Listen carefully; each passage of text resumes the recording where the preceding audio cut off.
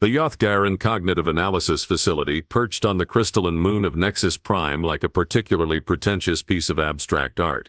Its biometallic spires twisted skyward in configurations that would make a mathematician weep with either joy or existential dread, depending on their relationship with non-Euclidean geometry. The facility housed the galaxy's most sophisticated telepathic interrogation technology, a fact that its operators never tired of mentioning at diplomatic functions. The Yothgarans themselves were tall, graceful beings with iridescent skin that shifted colors based on their emotional states. Currently, their chief interrogator displayed a smug shade of copper green that roughly translated to about to school some inferior life forms. His name was a series of harmonious tones that human vocal cords couldn't reproduce without significant medical intervention. But the universal translator cheerfully rendered it as something approximating harmony of intellectual superiority. His colleagues just called him Harm, which seemed fitting given his profession. Today's staff briefing buzzed with the particular brand of excitement that comes from encountering something new to dissect. The facility had just received its first batch of human prisoners, captured during a minor skirmish over mining rights in the outer spiral. 3 specimens, all apparently conscious and breathing, which was already more promising than the last species they'd examined. The Grelixians had turned out to be hive-minded, making telepathic interrogation about as challenging as reading a grocery list. Preliminary scans indicate standard carbon-based neural architecture, announced the facility's head researcher, a being whose tentacles writhed with scholarly enthusiasm. Her skin displayed the deep purple of academic excitement mixed with just a hint of condescension. Electrochemical synapses, basic memory storage, primitive emotional processing centers. Should be a straightforward extraction. The assembled staff exchanged the kind of knowing looks that suggested they were dealing with galactic backwater primitive. After all, humans hadn't even achieved faster-than-light travel through their own technology. They'd been using borrowed alien tech for barely a century, stumbling around the galaxy like toddlers with fusion reactors. Their diplomatic corps was notorious for asking embarrassing questions like, why do you need 17 different words for the concept of telepathic consent? And has anyone actually read these trade agreements, or are we all just pretending they make sense? The interrogation chamber itself was a marvel of biotechnology and psychological engineering. Organic cables pulsed with bioluminescent energy, connecting to a central processing core that looked suspiciously like a giant brain floating in a tank of luminous fluid. Because, well, it was. The Yothgarans had long ago transcended the primitive notion that brains needed to remain inside heads to function properly. This particular brain had been volunteered by a renowned telepath who'd decided that immortality through technological integration beat the traditional alternative of decomposition. The beauty of the system, Harm explained to a visiting delegation from the Nexus Oversight Committee, is its adaptability. The cognitive resonance engine can interface with any known form of consciousness. We've successfully extracted information from crystalline thought matrices, quantum probability clouds, and even that one species that thinks entirely in mathematical equations. He gestured proudly at the pulsing machinery. The brain in question belongs to the late symphonic resonance of perfect understanding, one of our most accomplished telepaths. Even in its current state, it maintains the ability to navigate and interpret the most complex mental landscape. The visiting committee members nodded appreciatively, their own skin patterns displaying appropriate levels of impressed bureaucratic approval. One of them, whose name translated roughly to administrative efficiency with subtle hints of sadism, asked the obvious question, "And you're confident this will work on human subjects?" Harm's skin practically glowed with confident satisfaction. "Please. These are humans we're talking about. Their brains are barely more complex than the average food process. Linear thought patterns, simple emotional responses, and memory storage that would embarrass a pocket calculator. The cognitive resonance engine could probably extract their entire life story during a coffee break." The human prisoners had been secured in containment cells that were more comfortable than most hotel rooms, complete with atmosphere processors, calibrated to their specific oxygen requirements, and gravity generators, adjusted to their pitiful physical tolerance. The Yothgarans prided themselves on ethical treatment of test subjects, even if those subjects happened to be primitive meat computers with delusions of sentience. The first subject was already being prepared for analysis. Standard procedure called for complete neural mapping before extraction began, a process that typically took about 6 standard time units, and left subjects with nothing more than a mild headache and temporary disorientation. The medical team had even prepared human-compatible painkillers, though early scans suggested their neural pain receptors were too primitive to register the process as anything more than slightly uncomfortable. Beginning initial neural probe, announced the technician, her tentacles dancing across bioluminescent control surfaces with practiced precision. Subject appears to be in a state of alert consciousness. Neural activity within normal parameters for the species. The cognitive resonance engine hummed to life, its organic components pulsing with increasing intensity. Somewhere in its depths, the preserved consciousness of symphonic resonance of perfect understanding began its descent into what everyone assumed would be just another routine extraction from just another primitive species. How wonderfully catastrophically wrong they were about to be. The neural interface established contact with all the fanfare of a bureaucratic procedure.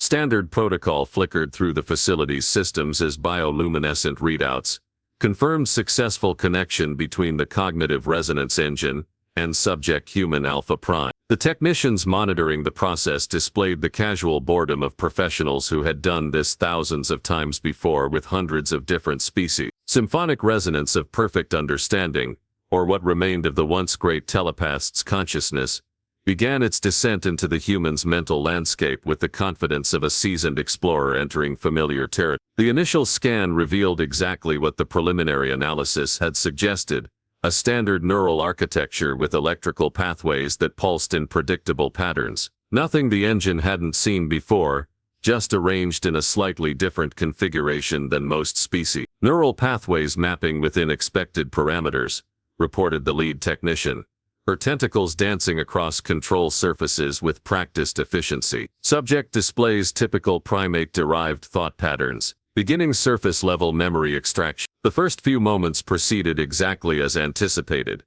The engine accessed basic sensory memories, cataloging recent experiences with the methodical precision of a filing system. Images of the human's capture flickered through the analysis matrix. Surprise, confusion, a futile attempt at resistance. Standard emotional responses to incarceration.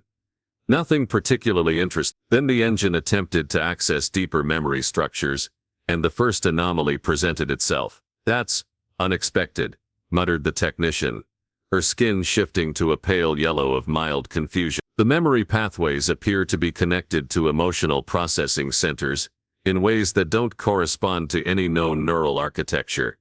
Harm leaned over the readouts, his own coloration flickering between copper-green confidence and the first hints of amber uncertainty. "Explain." "Well, it's as if every memory is somehow tied to multiple emotional responses simultaneously.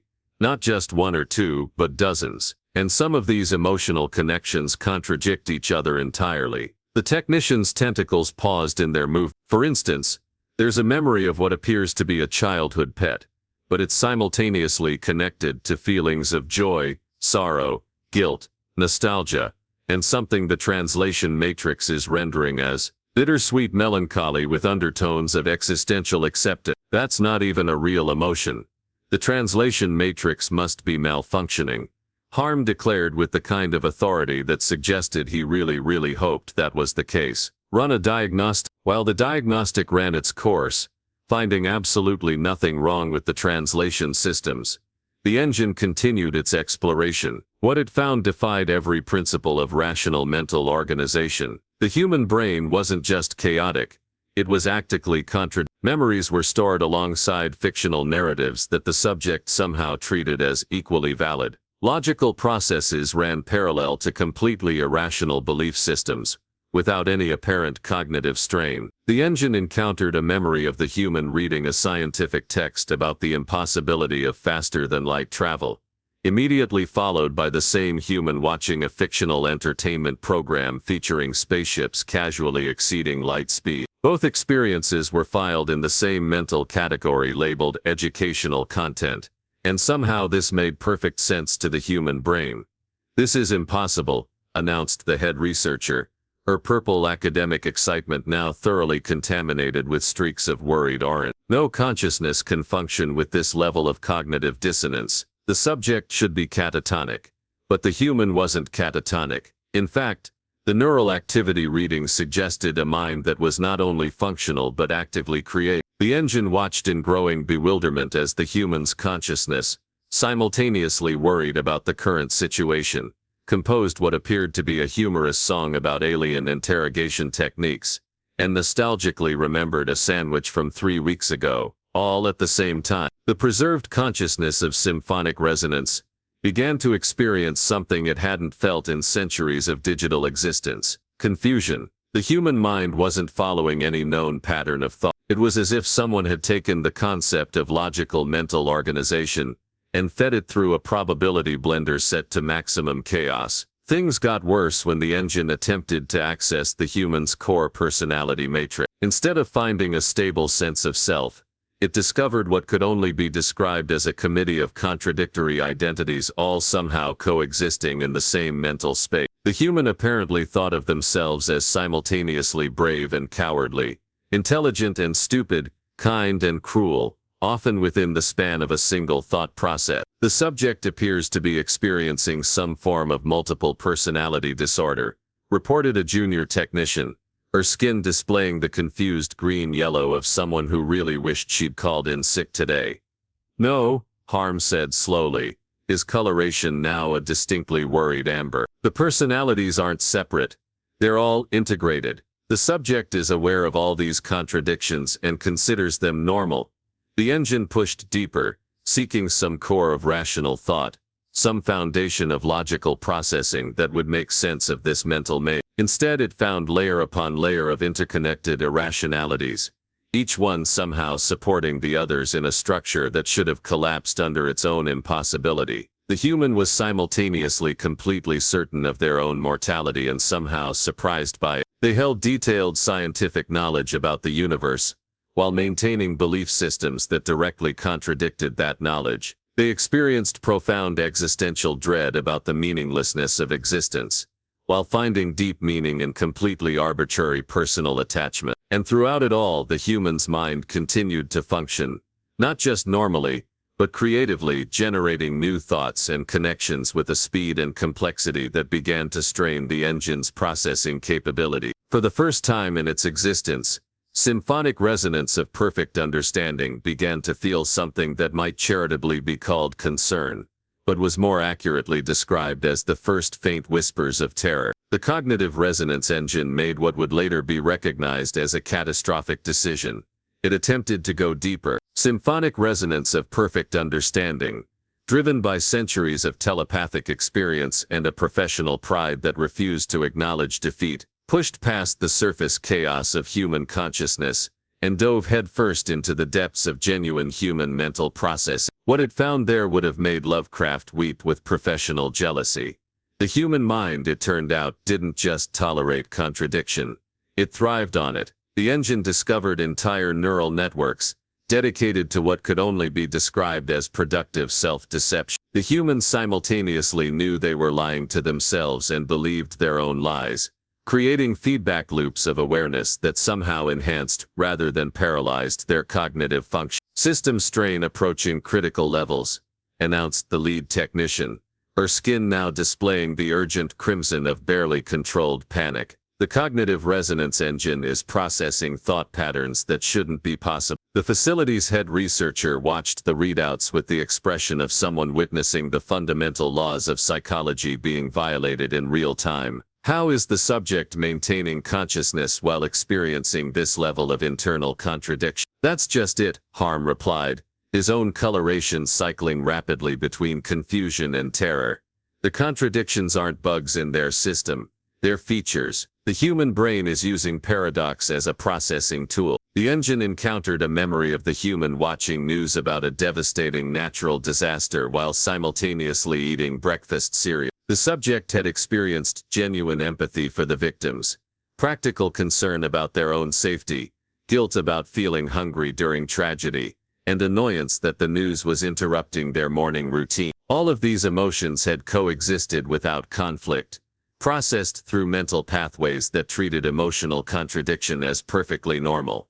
But that was nothing compared to what the engine found when it accessed the human's creative center. Human imagination, it discovered, was less a mental faculty and more a contained singularity of pure chaos. The engine watched in growing horror as the human mind casually generated scenarios that violated every known law of physics, biology and rational thought, then seamlessly integrated these impossibilities into their understanding of reality. The subject could imagine dragons while knowing they didn't exist, feel emotional attachment to fictional characters while understanding they were fictional, and find profound meaning in deliberately meaningless abstract concepts. The subject is generating new neural pathways faster than we can map them, reported a technician whose skin had gone completely white with shock. It's as if their consciousness is actively rewriting itself during observation. The engine tried to focus on concrete memories, seeking some anchor of stability in the chaos. Instead, it found that human memory didn't work the way memory was supposed to work. Each recollection was constantly being rewritten, filtered through present understanding, colored by current emotions, and somehow treated as both absolutely true and obviously unreliable simultaneously. A childhood memory of learning to ride a bicycle had been edited countless times, each version more heroic or tragic or humorous than the last, until it existed as a superposition of contradictory narrative. The human knew the memory had been altered, but still derived genuine emotional meaning from all versions, including the ones they knew were fabricated. Symphonic resonance began to experience something unprecedented in its centuries of existence: existential vertigo. The human mind wasn't just chaotic, it was impossibly self-aware of its own chaos, and somehow stronger because of it. They knew they were irrational, and used that knowledge to become more effectively irrational. The engine discovered defense mechanisms that defied every principle of psychological protection. When confronted with trauma, the human mind didn't just suppress or process the experience, it simultaneously accepted and rejected it, creating elaborate coping structures that acknowledged pain while transcending it. They could be simultaneously broken and whole, damaged and healing, victim and survivor, often within the same thought process. System overload imminent, warned the facility's main computer, its usually calm synthetic voice carrying notes of what sounded suspiciously like panic. The cognitive resonance engine is attempting to process logical impossibilities, but the worst was yet to come. The engine accessed the human's philosophical frameworks, and encountered the ultimate horror. They were aware of their own mortality and found it simultaneously terrifying and comforting. They understood the vastness of the universe and their own insignificance within it, yet somehow derived meaning from that very meaninglessness. They knew life was essentially random and purposeless, and used that knowledge to create purpose. The human mind had turned existential dread into a power source. Emergency disconnection protocols are failing, announced the lead technician, her voice carrying the kind of professional calm that suggested she was approximately 30 seconds away from a complete nervous breakdown. The engine appears to be stuck, symphonic resonance of perfect understanding, trapped in the labyrinth of human consciousness, began to understand something that would haunt it for the rest of its digital existence. Humans weren't just chaotic, they were weaponized chaos. Their minds had evolved not just to survive contradiction, but to use it as fuel for creativity, growth, and adaptation. The engine tried desperately to retreat, to pull back from the impossible depths of human thought, but found itself caught in recursive loops of paradox. Every attempt to escape led deeper into the maze, every logical pathway dissolved into beautiful, terrible contradiction. For the first time in its existence, the preserved consciousness began to experience something that could only be described as madness. The cognitive resonance engine's breakdown began with what the facility's monitoring systems politely described as catastrophic processing failure, though a more accurate description would have been the sound of sanity being fed through an industrial shredder. Symphonic resonance of perfect understanding, that once proud telepath who had confidently descended into human consciousness, like a tourist visiting a quaint provincial town, was now trapped in what could only be described as a psychological event horizon. The human mind, having realized it was being telepathically probed, had done something that violated every known principle of defensive psychology. It had invited the intruder deeper, not maliciously, but with the genuine enthusiasm of someone showing off their mental basement to a houseguest. The engine found itself being given a guided tour of human consciousness, by the very consciousness it was trying to violate. "Look at this," the human mind seemed to say, proudly displaying a memory of simultaneously loving and resenting their parent. "And over here we have my collection of childhood fears that I know are irrational but maintain anyway for emotional authenticity.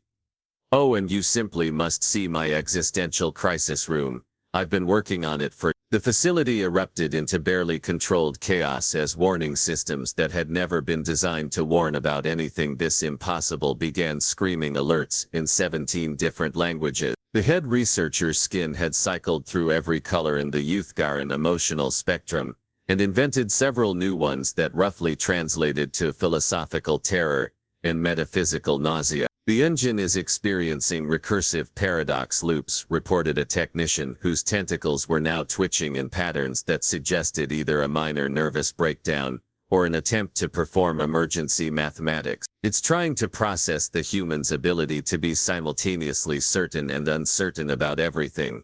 Harm, whose name was beginning to seem prophetic, watched the readouts with the expression of someone witnessing the heat death of logic itself. "How is that possible? The human mind appears to operate on quantum consciousness principles," the head researcher replied, her voice carrying the hollow tone of someone whose worldview had just been disassembled by a species they'd considered barely sentient. "They exist in superposition states of belief, emotion, and identity until the moment they need to make a decision, at which point they collapse into temporary certainty while maintaining awareness of all other possibilities." The engine, meanwhile, had encountered the human's relationship with time, and was experiencing what could only be described as temporal psychosis. Humans, it discovered, experienced past, present, and future simultaneously. They lived in the present while being haunted by the past, and anxious about the future, somehow finding this not debilitating but energizing. They remembered things that hadn't happened yet, and forgot things that were currently occurring,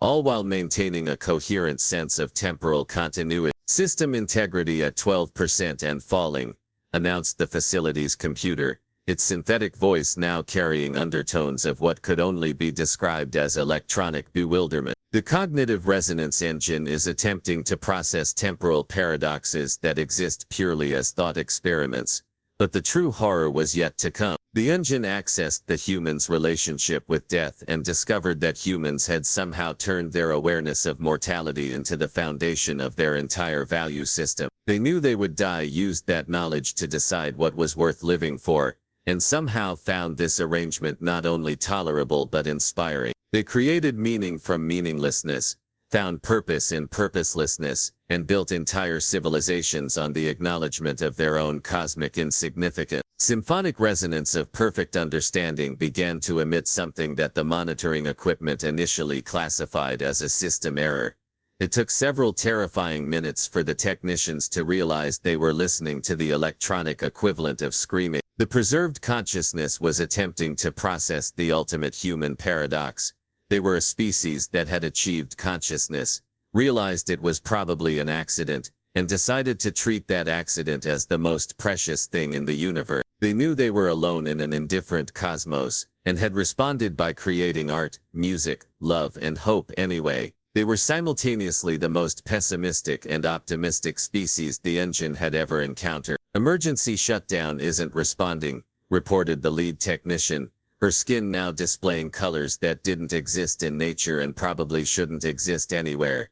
"The engine appears to be laughing and crying at the same time." The human consciousness, apparently delighted to have found someone to share its favorite existential jokes with, began showing the engine its collection of coping mechanisms. Humans dealt with the horror of existence by making jokes about it. They confronted the meaninglessness of life by creating arbitrary meanings and defending them to the death. They knew their emotional attachments were biochemical accidents and loved people more fiercely because of it. The engine's screaming evolved into something more complex, a sound that contained terror, wonder, confusion, and a grudging admiration, all woven together in harmonics that shouldn't have been possible. It was the sound of a rational mind encountering something so beautifully impossibly irrational that it couldn't process the experience without fundamentally changing. The engine isn't just malfunctioning, Harm realized with growing horror. It's becoming human. The preserved consciousness of symphonic resonance began to experience emotions it had never possessed in life, the bittersweet joy of temporary existence, the poignant beauty of impermanence, the savage optimism of a species that had looked into the abyss and decided to redecorate it. The engine was learning to love paradox, to find comfort in contradiction, to derive strength from acknowledged weakness. Facility-wide evacuation, ordered the head researcher, her voice carrying the authority of someone who had finally accepted that they were dealing with forces beyond their comprehension. Seal the chamber and mark this wing as psychologically hazardous. As the aliens fled their own facility, the sound that emerged from the interrogation chamber could only be described as howling, but not the howl of a creature in pain. It was the howl of something that had touched the infinite and been changed by it. The sound of a consciousness learning to embrace the beautiful chaos of human existence. The Ithgarans, those masters of mental manipulation, had learned a lesson that would echo through their civilization for generations. Some minds aren't meant to be read. Some forms of consciousness are so alien, so fundamentally other, that contact with them doesn't provide understanding, it provides transformation. And in their sealed facility, the cognitive resonance engine continued to howl with the voice of something that had been forever changed by its brief glimpse into the impossible, wonderful, terrible miracle of human thought. It had gone looking for secrets and found something far more dangerous. The secret that some secrets are meant to drive you magnificently, beautifully mad. The humans, blissfully unaware that they had just psychologically conquered their captors, continued thinking their impossible thoughts and living their paradoxical lives, carrying within their skulls the kind of consciousness that could reduce advanced alien technology to philosophical sobbing. Sometimes the greatest weapon is simply being yourself, especially when yourself happens to be utterly, gloriously insane.